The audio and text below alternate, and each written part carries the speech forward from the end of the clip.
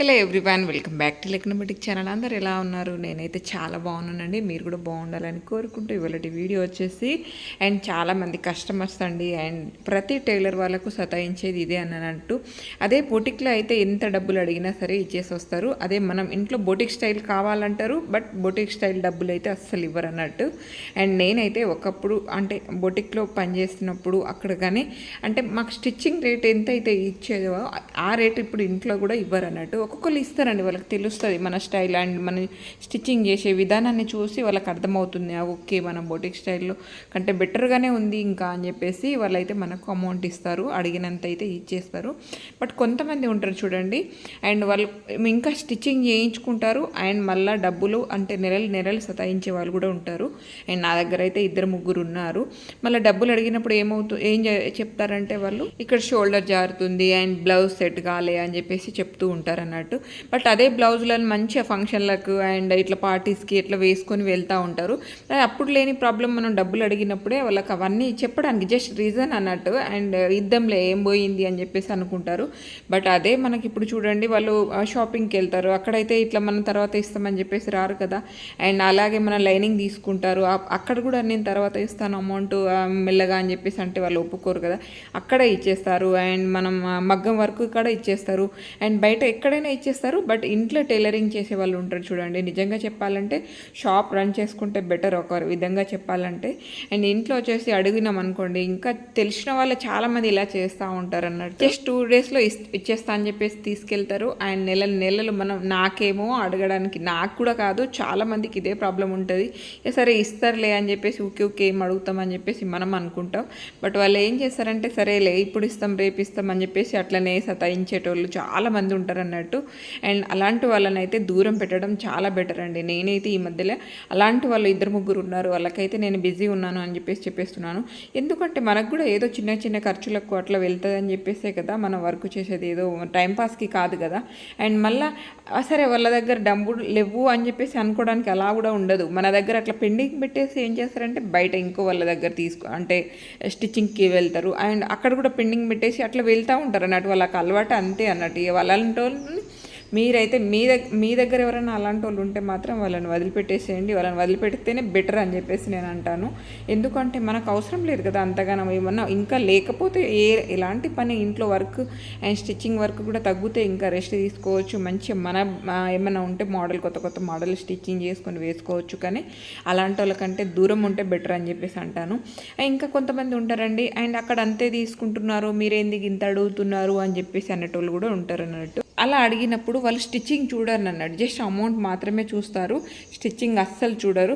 మరి అక్కడ అంతా తీసుకున్నప్పుడు అక్కడనే స్టిచ్చింగ్ చేయించుకోవచ్చు కదా, మరి మన దగ్గరికి రావడం ఎందుకు? అలా కూడా వాళ్ళు ఆలోచించరు అన్నట్టు.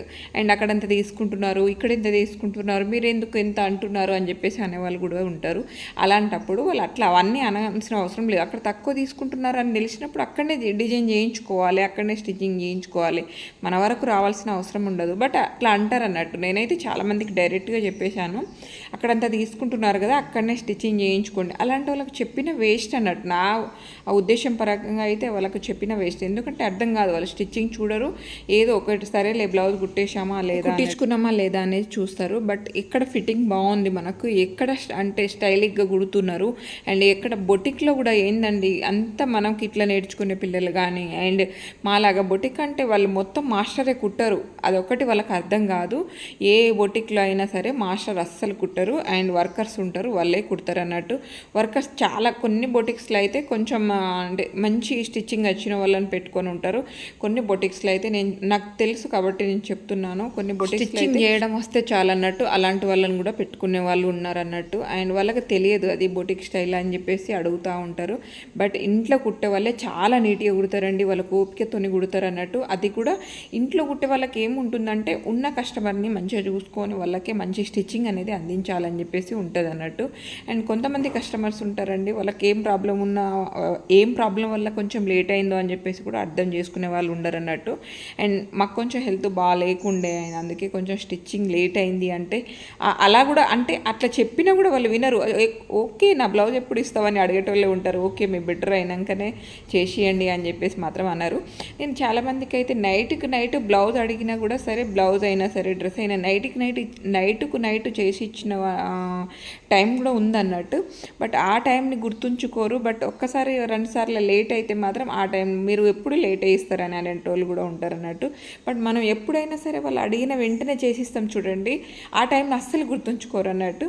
బట్ వాళ్ళు ఒకటి అర్థం చేసుకోవాలి, మనం అరే మనకు ఆ రోజు మనం అడిగిన వెంటనే చేసి ఇచ్చిర్రు కదా, సరే ఏదో కారణం వల్ల లేట్ అయింది కావచ్చు అని చెప్పేసి అర్థం చేసుకోవాలి ప్రతి కస్టమర్స్ కూడా. అండ్ అంటే అలా అని ప్రతిసారి లేట్ ఇస్తామని కాదు కదా, మాకే అమౌంట్ వస్తుంది, అదొకటి అర్థం చేసుకోవాలి. నిజంగా చెప్పాలంటే నాకు కొన్ని కారణం వల్ల కొన్ని లేట్ అవుతాయి, అందరికీ అదే ప్రాబ్లం ఉంటుందండి.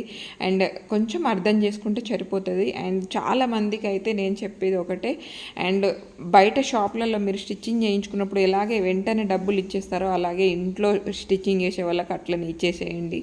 అండ్ మీకు కూడా మంచి స్టిచ్చింగ్ అనేది వాళ్ళు అందిస్తారు అన్నట్టు. చాలామంది కంప్లైంట్ ఇదే ఉంటుంది. జస్ట్ ఇప్పుడు తెలిసిన వాళ్ళే కదా, ఇప్పుడే తీసుకొచ్చి ఇస్తాను, ఇంకో గంటలో 2 గంటలో ఇంకో 2 రోజులు అని చెప్పేసి తీసుకెళ్తారు. బట్ నెలలైనా ఇవ్వని వాళ్ళు ఉన్నారండి. అలాంటి వాళ్ళకి ఈ వీడియో నేనైతే చేస్తున్నాను అన్నట్టు. నిజంగా చెప్తున్నాను. అండ్ కొంతవరకు అయితే అంటే ఎవరి కష్టమైనా కొంతవరకు ఉంటారు. కొంతమంది అయితే నిజంగా వాళ్ళు అడగక ముందే అమౌంట్ ఇచ్చేసి వెళ్తారు అన్నట్టు.